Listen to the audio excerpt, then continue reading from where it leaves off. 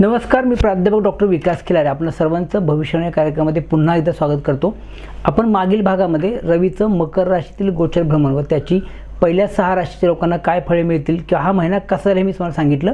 या भागामध्ये आपण या रवीचे मकर राशीतील रवीच्या गोचराचे तुळ ते मीन या 6 राशी लोकांना काय फळे मिळतील मी सांगणार आहे। तत्पूर्वी आपण रवी ग्रहाविषयी थोडी माहिती बघू, नंतर जागतिक राजकीय फळे बघू, काय घटना घडतील ते सांगतो। त्यानंतर आपण तुळ ते मीन राशीचं बघू। रवीची बेसिक माहिती थोडी सांगतो मी तुम्हाला, हा विषय खूप चांगल्या प्रकारे समजेल। आपल्याला माहितच आहे की रवी हा सर्व ग्रहांना प्रकाशित करणारा व जीवनशक्ती रोग प्रतिकारशक्ती प्रदान करणारा ग्रह असून तो कालपुरुषाचा आत्मा किंवा जीव आहे। रवी हा क्षत्रिय वर्णाचा, अग्नितत्वाचा, पित्त प्रकृतीचा व सात्विक असा पुरुष ग्रह आहे। रवीवरून आपण व्यक्तीचं आत्मिक बळ, रोगप्रतिकारशक्ती, जीवनविषयक दृष्टिकोन, धडाडी, संकटाला आजाराला तोंड देण्यासाठी लागणारी शक्ती, वडिलांचं सौख्य तसेच आरोग्य, आयुष्य याचा विचार करतो।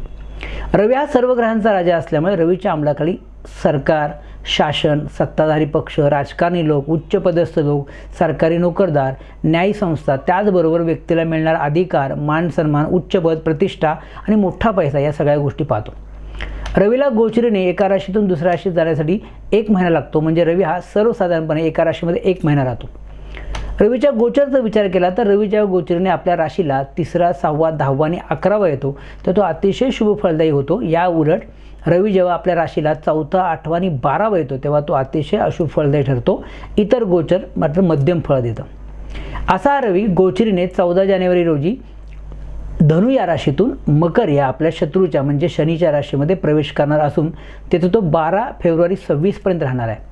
मकर या शत्रूच्या आणि चर तत्वाच्या राशीमध्ये हा रवी हा बलहीन होत असल्याने हा रवी आपल्या कारकत्वातील अशुभ फळ देणारा ठरेल, लक्षात ठेवा। मात्र इतर ग्रहगोचराचा विचार केला तर आत्ता मंगळ हा मकर राशीतच आहे, त्यामुळे 3 फेब्रुवारीपर्यंत रवी, मंगळ, बुध, शुक्र अशा चतुर्ग्रही युती होणार आहे। म्हणजे 3 फेब्रुवारीपर्यंत रवी, मंगळ, शुक्र आणि बुध या 4 ग्रहांची युती होणार आहे। मिथुन आणि कुंभ या राशीमध्ये अनुक्रमे, या वायुतत्वाच्या राशीमध्ये अनुक्रमे गुरु आणि राहू असे ग्रह असणार आहेत। सिंह राशीमध्ये केतू व मीन या जलतत्वाच्या राशीमध्ये शनी आणि नेपच्यून असे ग्रहस्थिती असणार आहे। या महिन्यामध्ये एक वैशिष्ट्य आहे की सर्व ग्रहांचे आपापसामध्ये होणारे योग हे शुभ होतात, लाभ योग आणि नवपंचम योग होतात। त्यामुळं बऱ्याच ग्रहांचे हे शुभयोग ह्या महिन्यात होत असल्यामुळे हा महिना काहीसा अनुकूल किंवा शुभफलदायी सगळ्यांनाच जाईल असं दिसतं। मात्र 13 फेब्रुवारी ते 14 एप्रिल हा काळ मात्र थोडासा स्फोटक आणि विध्वंसक घटनासाठी पोषक जाणार आहे, कारण यानंतर कुंभ राशीमध्ये होणारं रवीचं गोचर, मीन राशीमध्ये होणारं रवीचं गोचर हे अतिशय पुढील 2 महिने म्हणजे 12 फेब्रुवारीनंतर ते पुढील 2 महिने काळ अतिशय त्रासदायक असणार आहे, लक्षात घ्या। आता आपण 14 जानेवारी ते 12 फेब्रुवारीपर्यंत या मकर राशीतील गोचर रवीची जागतिक, सामाजिक, राजकीय किंवा सर्वसामान्य फळ काय मिळतील मी एक 5-6 भाकीत करणार आहे, ते शांतपणे ऐका, ते लक्षात घ्या। पहिलं भाकीत आहे राजकारणी लोकांना, सत्ताधारी पक्षाला म्हणजे सरकारला हा काळ अतिशय अनुकूल जाणार आहे। या काळात होणाऱ्या निवडणुकांमध्ये सत्ताधारी पक्षाला म्हणजेच महायुतीला चांगले यश मिळेल असं वाटतं। बऱ्याच ठिकाणी या लोकांची सत्ता आलेले पाहायला मिळतील। मुंबईमध्ये सुद्धा भाजप आणि शिवसेनेला तुम्हाला चांगलं यश मिळालेलं बघायला मिळेल। या काळामध्ये विरोधी पक्षामध्ये फूट पडणं, विरोधी पक्ष कमकुवत होणं या काळात संभवतं। विरोधी पक्षातून बऱ्याच लोकांचे आता पक्षांतर होईल। दुसरं बाकी लक्षात घ्या की सरकारी नोकरदार, वैद्यकीय क्षेत्र यांना हा काळ अनुकूल जाईल। हवेमध्ये विचित्र बदल या काळात झपाट्याने होतील, त्यामुळे एखाद्या संसर्गजन्य विकाराची साथ पसरण्याची शक्यता या काळात राहील, हे लक्षात घ्या। कारण वायुतत्वाच्या राशीमध्ये गुरु आणि राहू आहे, मकर राशी चर तत्वाची आहे, त्यामुळे ही साथ जर आली तर साथ झपाट्याने पसरणार आहे। तिसरं बाकी लक्षात घ्या की शेअर मार्केटमध्ये 14 जानेवारी ते 3 फेब्रुवारीपर्यंत चढ उतार राहतील। मात्र 3 फेब्रुवारीनंतर शेअर मार्केटमध्ये मोठी तेजी पाहायला मिळेल। त्यानंतर काही लोकांना ट्रेडिंगमधून चांगले लाभ होतील। चौथं बाकीत आहे मीन या जलतत्वाच्या राशीमध्ये शनी, नेपच्यून असे ग्रह असल्याने काही ठिकाणी अवकाळी पाऊस किंवा बर्फवृष्टीमुळे जनजीवन विस्कळीत झालेलं पाहायला मिळेल। काही ठिकाणी थंडीची लाट येईल किंवा हवेमध्ये गारवा प्रचंड राहील। 5वं भाकीत आहे स्त्रियांना किंवा स्त्री कलाकारांना हा काळ प्रतिकूल जाईल, यांच्यावर अत्याचारासारख्या घटना या काळात घडण्याची शक्यता राहील। 6वं भाकीत जागतिक पातळीवर विचार केला तर जागतिक पातळीवर या काळामध्ये मोठ्या घडामोडी घडतील। काही देशामध्ये युद्धजन्य परिस्थिती निर्माण होईल किंवा तसे कृत्य त्यांच्याकडनं केलं जाईल। याचा परिणाम म्हणून 13 फेब्रुवारीनंतर कदाचित 3रं जागतिक युद्ध भडकण्याची किंवा सुरू होण्याची शक्यता राहील। मला असं वाटतं की हे वर्ष म्हणजे 12 फेब्रुवारीनंतरचं पुढचे 2 महिने हे युद्धासाठी किंवा सर्वांसाठी थोडे स्फोटक आणि विध्वंसक असणार आहेत. त्यामुळं 15 एप्रिलपर्यंत काळ हा युद्ध, स्फोटक घटना, भूकंप, वादळे, हमले यासाठी अतिशय पोषक असणार आहे. त्या 2 महिन्यानंतर सगळ्यांनीच काळजी घेणं गरजेचं राहील. रवीच्या बेसिक माहितीनंतर आता आपण किंवा जागतिक भविष्यानंतर आता आपण 14 जानेवारी ते 12 फेब्रुवारी या काळात तूळ ते मीन या 6 राशीच्या लोकांना काय फळे मिळतील की यांचा हा महिना कसा जाईल हे मी तुम्हाला सांगणार आहे. सुरुवात करूया आपण तूळ राशीपासून. तूळ राशीच्या चतुर्थ स्थानातून म्हणजे सुखस्थानातून होणारे पापग्रहांचं गोचर भ्रमण, रवीचं भ्रमण, मंगळाचं गोचर भ्रमण हे 14 जानेवारी ते 12 फेब्रुवारी 26पर्यंत या राशीच्या लोकांना थोडं प्रतिकूल आणि कौटुंबिक सुखामध्ये बाधा आणणारं जाईल. रवीबरोबर मंगळाचंही गोचर प्रतिकूल असल्याने काहींना कौटुंबिक वैवाहिक जीवनामध्ये त्रास होणं संभवतं, कौटुंबिक कलह होणं, वाद होणं, त्यामुळे मानसिक सुख समाजामध्ये बाधा येणं संभवतं. चतुर्थ या मानसिक सुखाच्या स्थानामध्ये रवी येत असल्याने या लोकांना मानसिक अस्वस्थता, बेचैनी, चिडचिड, मनस्ताप, शांत झोप न लागणं इत्यादी या काळात संभवतं. शक्यतो घरामध्ये वाद टाळावेत. आईच्या आरोग्याची तक्रारी राहतील, आईचं आरोग्य बिघडण्याची शक्यता राहील, काळजी घेतली पाहिजे. काहींना स्थावर इष्टेच्या बाबतीत कटकटी निर्माण होतील. चतुर्थ स्थानामध्ये रवी हा दूषित होत असल्याने काहींना रक्तदाब, हृदयविकार असे आजार होण्याची, हे आजार वाढण्याची शक्यता राहील. हे आजार स्वतःला किंवा आईला या काळात होण्याची शक्यता राहील. दोघांनी काळजी घेणं गरजेचं आहे. त्यामुळे या लोकांनी विशेषतः आरोग्याची काळजी आता घ्या. 3 फेब्रुवारी ते 12 फेब्रुवारी हा काळ या लोकांना जास्त मनस्तापदायक जाईल. या कामात कामं रखडणं, अपेक्षित यश न मिळणं, आरोग्याच्या तक्रार राहणं संभवतं.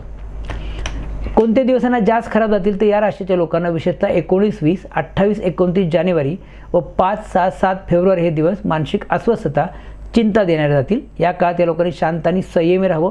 कोणताही अविचार निर्णय या काळात घेऊ नये. आरोग्याची आणि विशेष काळजी घ्यावी. त्यानंतर वृश्चिक रास. वृश्चिक राशीच्या तृतीय स्थानातून होणारं रवीचं गोचर भ्रमण दिनांक 14 जानेवारी ते 12 फेब्रुवारी 26पर्यंत या राशीच्या लोकांना अतिशय अनुकूल आणि अतिशय प्रगतिकारक जाणार आहे. 8वा गुरु जर सोडला तर ह्या राशीच्या लोकांना आत्ता हे 1 महिनाभर सर्वच ग्रहांचं गोचर अनुकूल असल्याने या लोकांना हा काळ उत्तम जाईल. म्हणजे वृश्चिक राशी या महिन्यामध्ये सगळ्यात आघाडीवर असणार आहे. मागील काही वर्षापासून करिअरबाबत असलेल्या अडचणी आता या लोकांच्या आता कमी होतील. विशेषतः नोकरी व्यवसायातील अडचणी, अडथळे दूर होऊन त्यातून मोठे आर्थिक लाभ होणं या लोकांना संभवतं. काही लोकांना नवीन नोकरी मिळणं किंवा नोकरीनिमित्त किंवा कामानिमित्त प्रवास करावा लागणं संभवतं. काहींच्या धाडसात व कर्तृत्वात आता वाढ होईल. रखडलेली कामे यांची मार्गे लागतील. हाती घेतलेल्या प्रत्येक कामामध्ये या लोकांना भरघोस यश मिळेल. आर्थिक स्थितीमध्ये चांगली सुधारणा होणार आहे. काहींना सामाजिक मानसन्मान, प्रतिष्ठा याची प्राप्ती होईल. मात्र वडिलांचं आरोग्य या काळात बिघडण्याची शक्यता राहील. तसेच भावंडांशी मतभेद, वाद या काळात संभवतात. काहींचे लांबचे प्रवास, परदेशगमन होणं संभवतं. 3 फेब्रुवारीनंतर काळ या लोकांना जास्त चांगला व सुख समाधान देण्यात राहील. त्यानंतर काही लोकांना वाहन, वास्तू, प्लॉट किंवा फ्लॅट यांची खरेदी होण्याचे योग येतील. 3 फेब्रुवारीनंतर आत्तापेक्षाही चांगला काळ असेल. कोणत्या दिवसांना विशेषतः खराब जातील तर या राशीच्या लोकांना विशेषतः 21, 22, 23, 30, 31 जानेवारी व 8, 9 फेब्रुवारी हे दिवस मानसिक अस्वस्थता, चिंता देणारे जातील. या काळात या लोकांनी शांत आणि संयमी राहावं. कोणताही अविचार निर्णय या काळात घेऊ नये. आरोग्याची विशेष काळजी घ्यावी. त्यानंतर धनुरास. धनुराशीच्या द्वितीय स्थानातून म्हणजे धनस्थानातून होणारं पापग्रहांचं गोचर भ्रमण दिनांक 14 जानेवारी ते 12 फेब्रुवारी 26पर्यंत या राशीच्या लोकांना काही बाबतीत प्रतिकूल आणि आर्थिक अडचणी वाढवणारं जाईल. आर्थिक चणचण, ओढाताण या काळात तुम्हाला जाणवेल. रवी, शनी, मंगळाचं गोचर या लोकांना प्रतिकूल असल्याने या लोकांना शारीरिक, मानसिक बाबतीत त्रास होणं या काळात संभवतं. विशेषतः या लोकांचा या काळात कुटुंबावर मोठा खर्च होणं संभवतं. काहींना आर्थिक चणचण किंवा ओढाताण या काळात जाणवेल. मुख्य म्हणजे बोलण्यावर व खाण्यावर या लोकांना नियंत्रण ठेवावं लागेल, अन्यथा त्यातून नुकसान होणं संभवतं. कोणतीही गोष्ट अविचाराने करू नये. काहींना घसा, गळा, डोळे यांचे आजार होणं तसेच संसर्गजन्य आजार होण्याची शक्यता राहील. काहींना धननाश, दुःख, भय, शत्रुबाधा व निरर्थक चिंता या काळात राहील. विशेषतः या लोकांना जास्त त्रास 3 फेब्रुवारीनंतर होणं संभवतो. त्यानंतर या लोकांची मानसिक चिंता, काळजी, अस्वस्थता या लोकांची वाढणार आहे.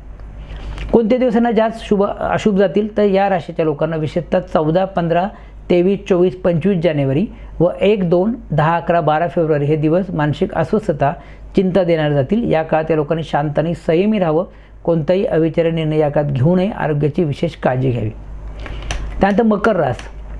मकर राशीतून होणारं रवीचं गोचर भ्रमण म्हणजे मकर राशीमध्ये रवी, मंगळ, बुध, शुक्र, मकर राशीच्या चंद्रावरून 4 ग्रहांचं गोचर होतं. हे अतिशय त्रासदायक मकर राशीला असणार आहे. त्यात मकर राशीला बाकीचं गोचर छान आहे, पण हे गोचर थोडंसं त्रासदायक आहे.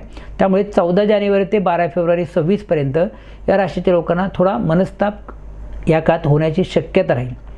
मुख्य म्हणजे अष्टमेश रवी हा लग्नी शत्रूच्या राशीत येत असल्याने या काळात काहींची चिडचिड, मानसिक अस्वस्थता वाढेल, आरोग्याच्या समस्या निर्माण होतील, मनस्तापदायक घटना घडतील. वाहनांपासून या लोकांनी विशेष काळजी घ्यावी. काहींना धननाश, मोठे आर्थिक फटके या काळात बसणं संभवतं. विशेषतः हॉस्पिटल, आजारपण, दवाखाना यावर मोठे खर्च होतील. सरकारी नोकरदारांनी व राजकारणी लोकांनी विशेष काळजी घ्यावी. ह्या लोकांना प्रवासाचे योग येतील, मात्र शक्यतो प्रवास या लोकांनी टाळावेत, अन्यथा प्रवासामध्ये अपघात होण्याची शक्यता राहील. 3 फेब्रुवारीपर्यंत काळ ह्या लोकांना जास्त त्रासदायक जाईल. काहींना त्यानंतर घर, वाहन, वास्तू, शेती, प्लॉट इत्यादी घेण्याचे योग येतील. कोणते दिवस या लोकांना खराब जातील तर या राशीच्या लोकांना विशेषतः 16, 17, 18, 26, 27 जानेवारी व 3-4 फेब्रुवारी हे दिवस मानसिक अस्वस्थता, चिंता देणारे जातील. या काळात या लोकांनी शांत आणि संयमी राहावं. कोणताही अविचारी निर्णय या काळात घेऊ नये. आरोग्याची विशेष काळजी घ्यावी. त्यानंतर कुंभ राशीच्या 12व्या स्थानातून होणारं रवीचं गोचर भ्रमण, रवी, मंगळ, बुध, शुक्राचं गोचर भ्रमण हे 14 जानेवारी ते 12 फेब्रुवारी 26पर्यंत या राशीच्या लोकांना अतिशय प्रतिकूल आणि चिंता वाढवणारं जाईल. सध्या सुरू असलेली शनीची 7.5 व त्यातच आता राशीच्या 12व्या स्थानामधून होणारे रवीचं, बुधाचं, मंगळाचं गोचर हे प्रतिकूल असल्यामुळे ह्या लोकांना आता मनस्तापामध्ये वाढ करणारं जाईल.